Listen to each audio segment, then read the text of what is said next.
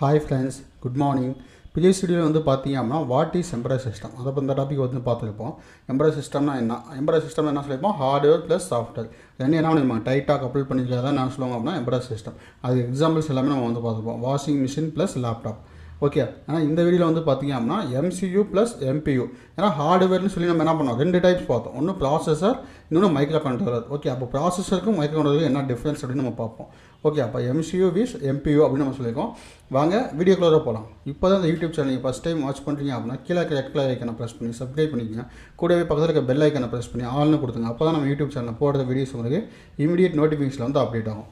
Okay, இப்போ இதெல்லாம் வந்து ஸ்க்ரோல் பண்ணி வரேன். இப்போ வந்து பார்த்தீங்க அப்படின்னா மைக்ரோ கண்ட்ரோலர் விஸ் மைக்ரோ ப்ராசஸர். இப்போ மைக்ரோ கண்ட்ரோலர்னு வந்து பார்த்தீங்க அப்படின்னா நம்ம என்ன சொல்லலாம், வாஷிங் மிஷின் சொல்லலாம். ஓகே, நான் ப்ரீவியஸாக என்ன சொன்னேன், எம்பரர் சிஸ்டம் என்னன்னா வாஷிங் மிஷின் ப்ளஸ் லேப்டாப் மட்டும் தான் சொல்லியிருப்பேன். ஆனால் மைக்ரோ கண்ட்ரோலருக்கும் மைக்ரோ ப்ராசஸருக்கும் செப்பரேட்டாக நம்ம சொல்லணும் அப்படின்னா மைக்ரோ கண்ட்ரோலர் அப்படின்னா என்ன, வாஷிங் மிஷின் வந்து நம்ம எக்ஸாம்பிளாக சொல்லலாம். ஏன்னா வாஷிங் மிஷின் என்ன ஸ்டெப் பை ஸ்டெப் ப்ராசஸ் நடக்கும். ஆனால் மைக்ரோ ப்ராசஸரில் வந்து பார்த்தீங்க அப்படின்னா மல்டி பர்பஸ் நமக்கு ஒர்க் நடக்கும். இப்போ எக்ஸாம்பிள் உங்களுடைய மொபைல் ஃபோனை எடுத்துங்க. உங்கள் மொபைல் ஃபோனை நீங்கள் என்ன பண்ணலாம், சாட் பண்ணும்போதே என்ன பண்ணலாம், ஃபோன் கால் பேசலாம்.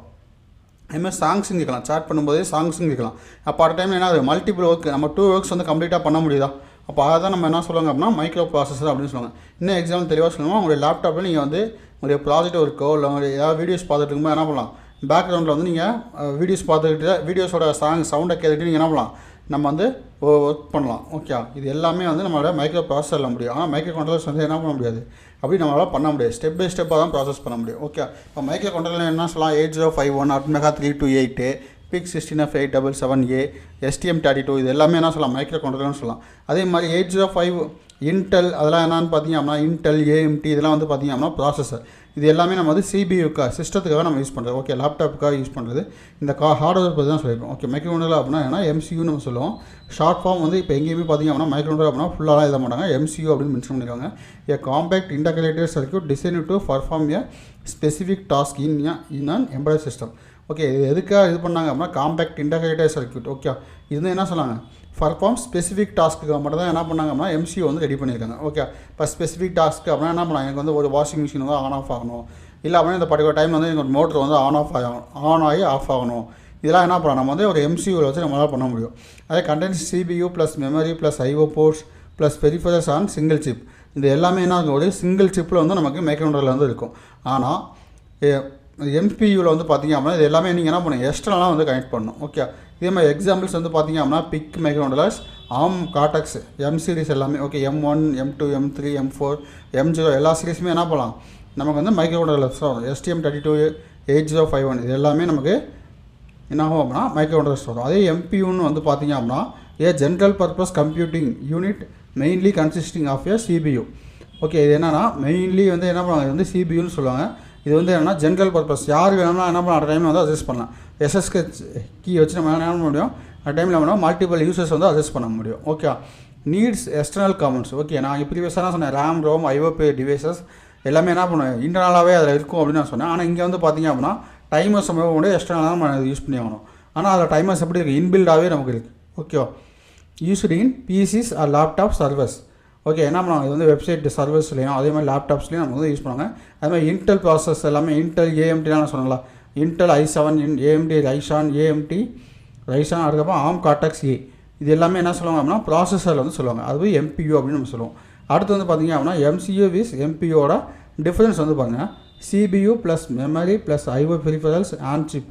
இது வந்து MCU எப்படி இருக்கும், ஆன் சிப்பில் இருக்கும். இதில் வந்து எல்லாமே எக்ஸ்டர்னல் காமன்ஸாக நீங்கள் யூஸ் பண்ணணும். அதே மாதிரி MCU என்ன பண்ணலாம், ஸ்பெசிஃபிக் டாஸ்க்கு மட்டும் நம்ம யூஸ் பண்ணலாம்.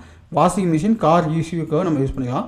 அடுத்து ஜென்ரல் பர்பஸ்க்கு வந்து நம்ம யூஸ் பண்ணலாம். MPUனா என்ன, மைக்ரோ ப்ராசஸர். நம்மளுடைய மொபைல் ஃபோன் அதே மாதிரி லேப்டாப்லாம் என்ன ஜென்ரல் பர்பஸ், அதுக்காக யூஸ் பண்ணலாம். அடுத்து பார்த்திங்க அப்படின்னா லோ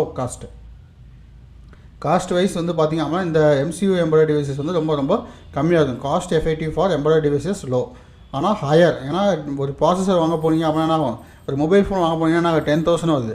அதே வந்து ஒரு லேப்டாப் வாங்க போகிறீங்க அப்படின்னா 15,000 70,000 அப்படின்னு நமக்கு அமௌண்ட் வருது. ஓகே, இப்போ அதான் ஹையர்னு சொல்லியிருக்காங்க. Okay, due to external hardware.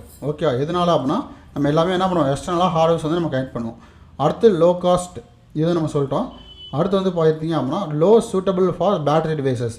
நம்ம இது வந்து பேட்டரி டிவைசஸ் வந்து ரொம்ப பெருசாக இருக்கணும்னு அவசியம் இல்லை, ரொம்ப சின்னதாக இருந்தாலும் நமக்கு போதும். ஓகே, ஆனால் லைஃப் டைம் வந்து நமக்கு ரொம்ப லாங்காக இருக்கும். ஏன்னா இது வந்து ஸ்டெப் பை ஸ்டெப் ப்ராசஸ், அதனால் ரொம்ப லாங்காக இருக்கும். அதே மாதிரி இங்கே வந்து பார்த்திங்க அப்படின்னா high needs cooling systems. Okay, இங்கே வந்து எக்ஸ்டர்னலாக என்ன ஆகணும், கூலிங் சிஸ்டம் வந்து நீங்கள் வைக்கணும். ஏன் கூலிங் சிஸ்டம் வைக்கணும் அப்படின்னா நமக்கு என்ன ஆகுது, ப்ராசஸர் வந்து ரன் ஆகும்போது நமக்கு உலக ஹார்ட்வேர்ஸ் எல்லாமே என்ன ஆகும், ஓவர் ஹீட் ஆகும். அந்த ஹீட்டை வந்து ரெடியூஸ் பண்ணணும்ல, அதுக்காக என்ன பண்ணலாம், நமக்கு வந்து இங்கே ஓவராக கூலிங் சிஸ்டம், ஒரு ஃபேன் சிஸ்டம் வந்து வச்சாகணும், கூலிங் ஃபேன் வச்சாகணும். அதே மாதிரி பேட்டரி வந்து பார்த்திங்க அப்படின்னா ரொம்ப அதிகமாக இருக்கும். ஓகே, ஹை பவர் வந்து கன்சியூம் பண்ணிக்கும். ஏன்னா இது வந்து என்ன ஆகும், லோ பவரில் ரன் ஆகாது, ஹை பவரில் மட்டும் தான் ரன் ஆகும். ஏன்னா அந்த டைமில் என்ன ஆகும், நம்ம வந்து மல்டிபிள் ஒர்க் பண்ணுறோம், அதனால் ஹை பவர் நீடு நமக்கு தேவைப்படும். அதே மாதிரி இது வந்து பார்த்திங்க அப்படின்னா மெகாஹெர்ட்ஸ், இது வந்து ஒர்க்கிங் கிறிஸ்டல் ஆக்சைடு வந்து பார்த்திங்க அப்படின்னா மெகாஹெர்ட்ஸில் ஒர்க் ஆகும்.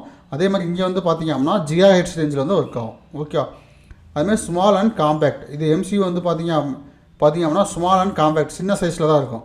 ஆனால் இது வந்து பார்த்திங்க அப்படின்னா larger due to external chips. ஏன்னா நிறையா எக்ஸ்டர்னல் ஹார்ட்வேர்ஸ்லாம் நீங்கள் யூஸ் பண்ணலாம், ஏன்னா ரொம்ப பெருசாக இருக்கும். எம்பெடட் சி வந்து அண்ட் அசம்பிளி, என்ன பண்ணலாம், சி அண்ட் அசம்பிளி லாங்குவேஜ் தான் நம்ம கோட் ரைட் பண்ண முடியும். ஆனால் நீங்கள் வந்து சிபியூவில் வந்து பார்த்திங்க அப்படின்னா எம்பியில் வந்து பார்த்திங்க அப்படின்னா high level Ys plus application C++, Python, இது எல்லாத்துலேயும் என்ன பண்ண முடியும், கோடிங் வந்து உங்களால் ரைட் பண்ண முடியும். ஓகே, இந்த டிஃப்ரென்ஸ் வந்து யாருக்காவது டவுட்ஸ் இருந்துச்சு அப்படின்னா நம்ம தாராளமாக கீழே கமெண்ட் பண்ணுங்கள், அந்த கமெண்ட்டுக்கு நான் ரிப்ளை பண்ணுறேன். அதே மாதிரி நம்ம யூடியூப் சேனல் என்ன நீங்கள் சப்ஸ்கிரைப் பண்ணலாம் அப்படின்னா கீழே ரெட் கலர் ஐக்கானை ப்ரெஸ் பண்ணி சப்ஸ்கிரைப் பண்ணிக்கோங்க. கூடவே பக்கத்தில் இருக்க பெல் ஐக்கானை ப்ரெஸ் பண்ணி ஆல்னு கொடுத்துங்க.